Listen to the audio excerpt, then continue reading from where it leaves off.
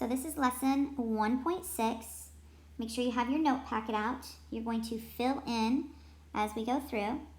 So a blank is a closed plane figure that is bound by a finite chain of straight line segments. So a polygon is a closed plane figure formed by or bounded by a finite chain. Finite means it's countable. Chain of straight line segments. The line segments are coplanar. Okay. The vertex of each angle is the vertex of the polygon. The vertex of each angle is the vertex of the polygon. And I am going to draw two images for you.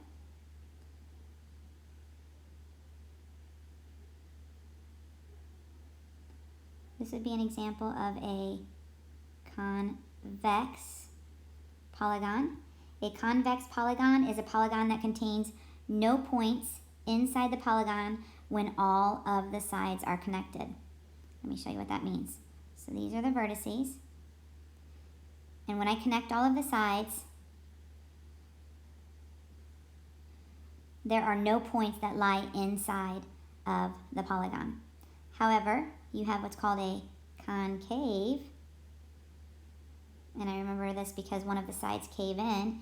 A concave polygon is a polygon such that when you connect the points,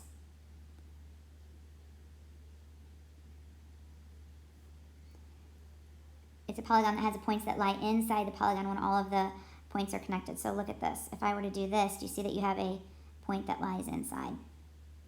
So the way to remember them is just that a concave polygon, so the actual image is this.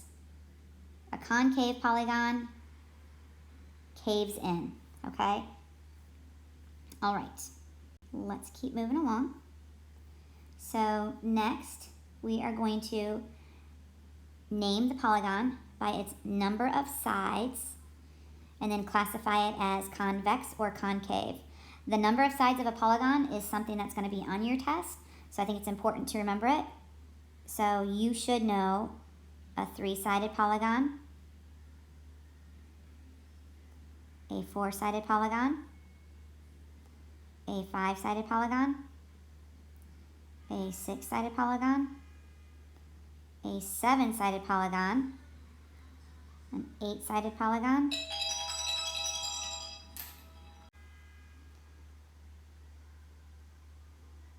okay, so we're going to come up with the names for all of these types of polygons. So this is in your textbook. I'll get you started. A polygon with 3 sides is a triangle. Polygon with 4 sides is a quadrilateral. 5 sides is a pentagon. 6 sides is a hexagon. 7 sides is a heptagon. 8 sides, octagon. So I encourage you to know these. They are in your textbook. Not sure what page they're on. I'm going to try and open your textbook really fast and check. I think they're on page 57. So I would like you to know these because you're probably going to have a question about them on your test. So I would definitely know those. But I'm going to tell you that for a polygon that has more than 12 sides, like suppose that you had a polygon that had 18 sides, it's called an 18gon. So an 18-sided polygon is an 18gon. So once you get past 12 sides, they say it's n-gon. N is for the number of sides, okay? So here we're going to name the polygon by its number of sides. Well, it has 1, 2, 3, 4 sides. So 4 sides is a quadrilateral. And then we're going to say whether it is quadrilateral. Say whether it is concave or convex. So when I look at this, I see that it is convex. None of the sides cave in. So this is a convex polygon. And then we have this word right here, regular and irregular. So I want to talk about those really fast. Go back to this image. So I'm looking at the red markings here, and I see that none of these sides are congruent because if they were, I'd have the same amount of like red slash marks. So these are not congruent sides, so that means that it's a irregular. So this is an irregular convex quadrilateral. That is the name of this polygon. Irregular convex quadrilateral. Because I want you to know the difference. So a regular polygon, if a polygon is regular, all of the sides are congruent and all of the angles are congruent. If a polygon is irregular,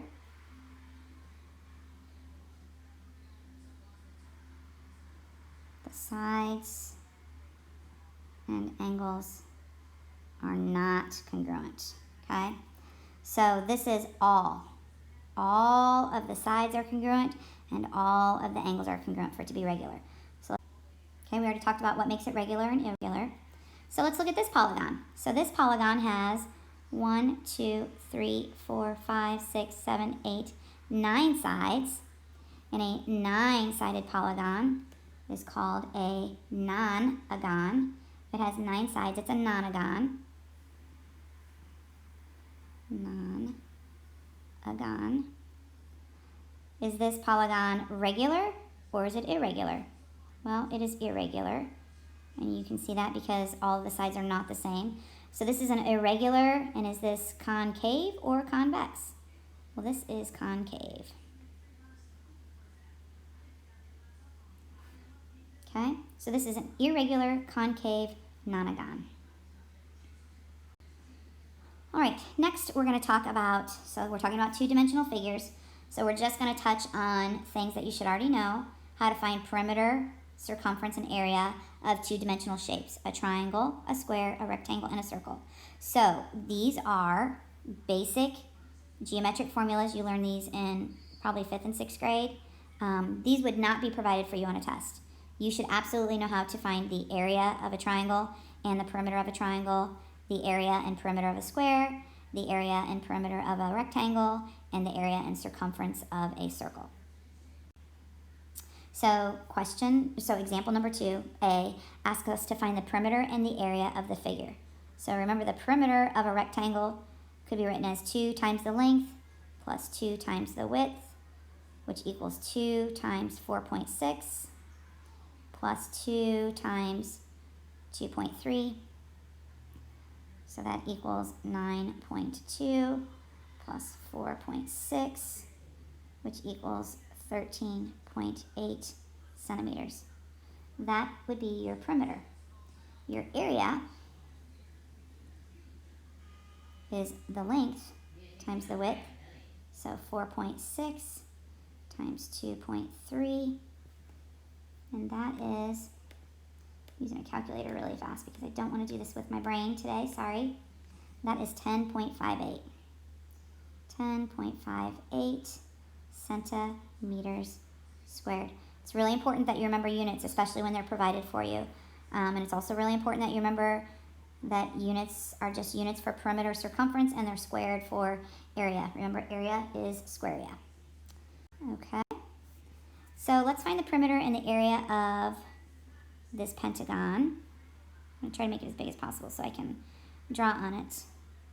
So point A is the ordered pair 0, 4. B is the ordered pair 4, 0.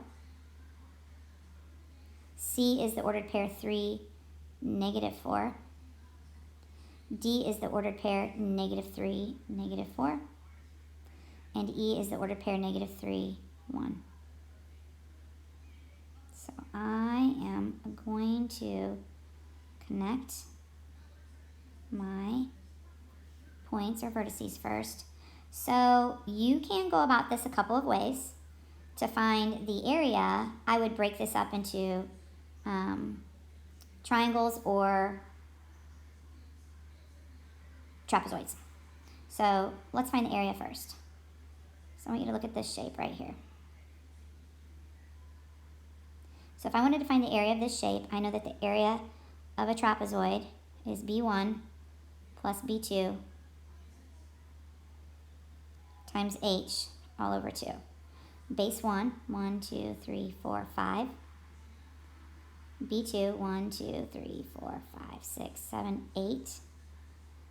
So that's 13 times the height, which is 1, 2, 3.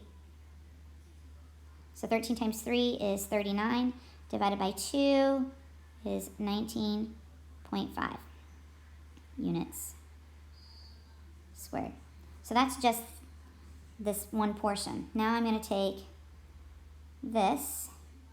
So this is a triangle. The area of a triangle is base times the height divided by 2. So 1, 2, 3, 4 times 1, 2, 3, 4.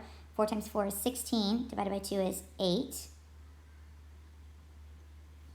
And then I have this shape, which is, maybe you don't see it, but it still is a trapezoid. So B1, 1, 2, 3, 4, plus B2, 1, 2, 3. 4 plus 3 is 7, times the height, 1, 2, 3, 4. 7 times 4 is 28, divided by 2 is 14.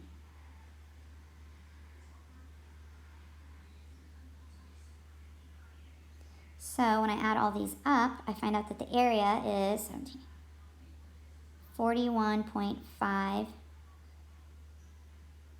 units squared. And then if I want to find the perimeter, I can go about this a couple of ways. I can use the distance formula, which I know that you guys all love, or I can use Pythagorean theorem. So I'm going to erase this up just so you can see what we've got going on here. I need to replot my points. So A, B, C, D, E. Okay, so when I say use Pythagorean theorem, here's what I mean. This is 1, 2, 3, 4 squared plus 1 squared. 16 plus 1 is 17, so this side has a measure of the square root of 17. I can't count this, but this is 1, 2, 3, 4 squared plus 1, 2, 3, 4 squared. So that's the square root of 32, which is the same thing as 4 root 2. Okay, this segment right here is 1, 2, 3 times 1, 2, 3. So 3 squared 9 plus 3 squared, so square root of 18, which is the same thing as 3 root 2. And this one I can just count 1, 2, 3, 4, 5. And this one I can just count 1, 2, 3, 4, 5, 6. So 5 plus 6 units is 11 units. Plus I have 3 root 2 and 4 root 2. I can add those together because that's just like saying 3x plus 4x. So that becomes 7 root 2 plus the square root of 17. And I'm going to put it all in parentheses, units. So that would be the exact perimeter. Now, if you were asked to find the perimeter and round to the nearest tenth, you could absolutely turn those radicals into decimals, but this is the exact perimeter, okay? All right, so this is your homework, page 61, and I think that's it. Please have a great day.